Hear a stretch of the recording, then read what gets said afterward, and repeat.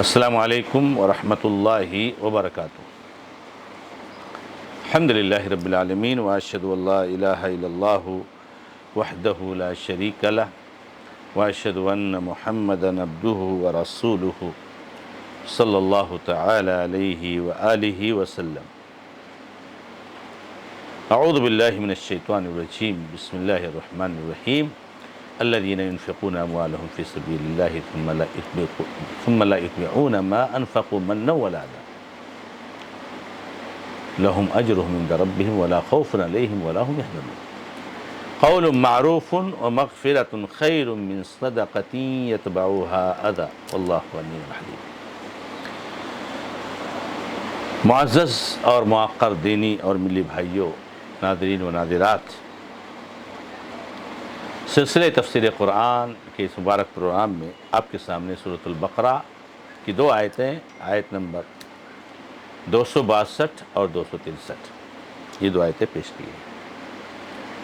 ان دونوں آیتوں میں اللہ رب العزت ارشاد فرماتے ہیں کہ جو لوگ اللہ کے راستے میں اپنا خرچ کرتے ہیں، مال خرچ کرتے ہیں، پھر جو خرچ کرتے ہیں اس کے پیچھے احسان جتلانا یا تکلیف کا کام نہیں کرتے، ان کے لیے ان کا ثواب ان کے رب کے پاس ہے، ان پر کوئی غم نہیں ہوگا، ان کو کوئی ڈر نہیں ہوگا، کوئی غم نہیں۔ یہ جو اللہ کے راستے میں خرچ کرتے ہیں، ثم لا یتبعون ما انفقوا منا ولا اذى لهم اجرهم عند ربهم ولا خوف عليهم ولا هم يحزنون۔ قول معروف، بھلی بات کہنا، ومغفرۃ، اور معاف کرنا، بخش دینا، بہتر ہے اس صدقہ سے جس کے پیچھے تکلیف ہے، اور اللہ تعالیٰ بے نیاز بردبار ہے۔ میرے بھائیوں اور میری بہنوں، گزشتہ آیت میں اللہ رب العزت نے اللہ کے راستے میں خرچ کرنے کی فضیلت کو بیان فرمایا تھا، اور ان دو آیتوں میں بھی اللہ رب العزت نے اللہ کے راستے میں خرچ کی ترغیب دلائی ہے، لیکن اس ترغیب کے ساتھ ساتھ ہمیں اور آپ کو اس بات سے ہوشیار کیا ہے کہ ہمیں اس خرچ کا فائدہ کب پہنچے گا، یعنی انفاق فی سبیل اللہ کی اہمیت اور فضیلت کو حاصل کرنے کے لیے کیا شرطیں ہیں۔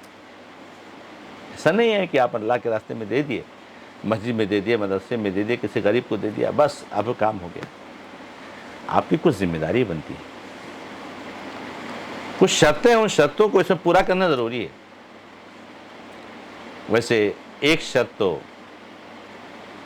گزشتہ درس میں آپ کے سامنے آ چکی ہے، اور وہ ہے اللہ کی رضا جوئی حاصل کرنا۔ ریا، شہرت، نمود، دنیاوی مفاد، تعریف، مدح سرائی، یہ سب نہیں چاہیے، اللہ کے لیے دو۔ ایک شرط یہ ہے اخلاص، صرف اور صرف اللہ رب العزت کو خوش کرنا۔ اور بھی کچھ شرطیں ہیں۔ اللہ رب العزت فرماتے ہیں کہ جو اللہ کے راستے میں خرچ کرتے ہیں، پھر اس خرچ کے پیچھے احسان نہیں جتلاتے اور کوئی تکلیف نہیں دیتے۔ اللہ اکبر۔ خرچ کرنے کے بعد احسان نہیں جتلانا ہے۔ احسان جتلا دیے، ختم ہو گیا، سب میٹر ختم، پورا برباد ہو گیا آپ کا۔ بہت خطرناک جملہ احسان جتلانا کیا ہے میرے بھائی؟ معاشرے اور سماج میں دیکھیے کتنے بھائی ہمارے احسان جتلاتے ہیں۔ اپنے پڑوسی کہیں گے میں نے تمہارے ساتھ یہ کیا، میں نے وہ کیا، میرا تمہارے پر یہ احسان ہے، وہ احسان ہے۔ رشتہ دار کو کہیں گے، مسلمان بھائی کو کہیں گے، مجلسوں میں احسان جتلائیں گے۔ احسان جو جتلاتا ہے اس کا پورا صدقہ برباد ہو جاتا ہے، اور یہ احسان ایسا اتنا بڑا جرم ہے کہ اللہ کے نبی علیہ السلام نے حدیث میں فرمایا کہ 3 قسم کے لوگ ایسے ہیں کہ اللہ تعالیٰ ان سے بات نہیں کرے گا، ان کی طرف نظر رحمت اٹھا کر نہیں دیکھے گا۔ اور ان کو گناہوں سے پاک صاف نہیں کرے گا، ان کو دردناک عذاب دے گا۔ اس میں ایک آدمی ہے المنان، احسان جتلانے والا۔ احسان جتلانا، آپ کے اندر ہے کیا کہ آپ احسان جتلا رہے ہو؟ مال بھی اللہ کا دیا ہوا، توفیق بھی اللہ کی دی ہوئی، اللہ کا مال آپ نے اللہ کے راستے میں دے دیا اللہ کی توفیق سے۔ آپ نے کیا کیا؟ آپ نے کیا کیا؟ یہ تو اللہ کا بڑا کرم اور احسان ہے کہ رب العزت نے اس نیکی کے لیے آپ کو ذریعہ بنایا ہے۔ کیا ہے سب اللہ نے، آپ کو ذریعہ بنایا رب العزت۔ اس پر اللہ کا احسان مانیے، اس پر اللہ کا شکرگزار بنیے کہ اللہ تو نے اس مسجد میں یہ میری دولت خرچ کرنے کی مجھے توفیق عطا فرمائی، تو نے اس مدد، اس غریب کا سہارا مجھے بننے کا موقع فراہم کیا۔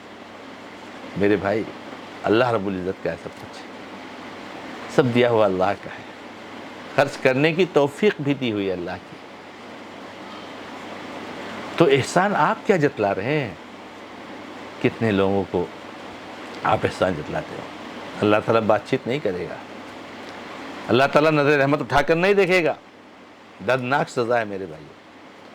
اور تیسری شرط کہ خرچ کرنے کے بعد کوئی تکلیف کی بات نہ ہو۔ آپ اپنے پڑوسی کو دے رہے ہیں 5,000 روپیہ مہینے، 50 جگہ اس کو بے عزت کر رہے ہیں، ارے اس کے لڑکے کو تو میں نے پڑھایا ہے، ارے اس کے گھر کا خرچہ تو میں سنبھالتا ہوں۔ اللہ، اس کی عزت نفس کو چور چور کر رہے ہیں۔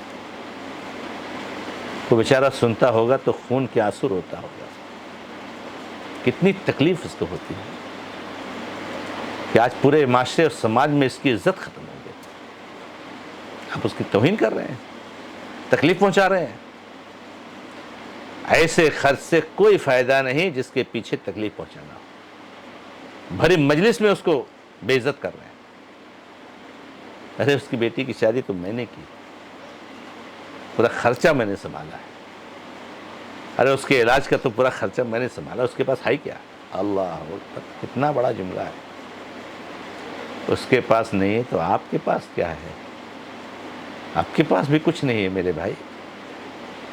تو احسان جتلانا اور یہ تکلیف، عزت نفس پر حملہ کرنا، توہین کرنا، تحقیر کرنا، اس کی عزت کو پامال کرنا، یہ سب چیزیں اگر خرچ کے بعد ہیں تو اللہ تبارک و تعالیٰ فرماتے ہیں کہ ایسے خرچ کا کوئی فائدہ نہیں، ایسے صدقہ کا کوئی فائدہ نہیں۔